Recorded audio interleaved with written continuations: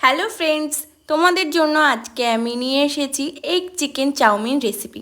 তার জন্য আমি প্রথমে চাউমিনটা সেদ্ধ করে নিলাম। এরপর একটা কড়াইতে দিয়ে দিয়েছি 2 থেকে 3 চামচ সাদা তেল।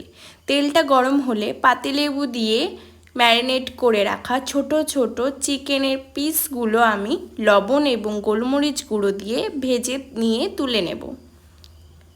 এবং ওই একই তেলে দিয়ে দেব 3টে ডিম ফাটিয়ে। ডিমটা ভেজে কিন্তু আমি তুলে নেব। এরপর ওই কড়াইতে আবারও দিয়ে দেব 2 থেকে 3 চামচ তেল। এরপরে দিয়ে দিচ্ছি কুচিয়ে রাখা কিছু সবজি।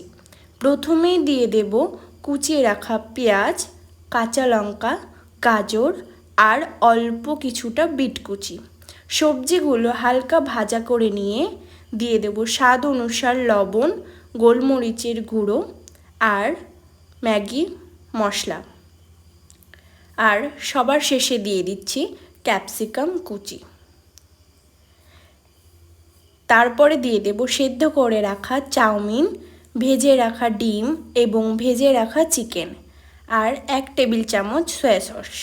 ভালো করে ডিম আর চিকেনের সাথে নাড়লেই কিন্তু রেডি হয়ে যাবে আমাদের টেস্টি এগ চিকেন চাউমিন রেসিপিটি ভালো লাগলে অবশ্যই লাইক, কমেন্ট এবং সাবস্ক্রাইব করতে কিন্তু ভুলো না। দেখা হচ্ছে পরের কোনো ভিডিওতে। টাটা।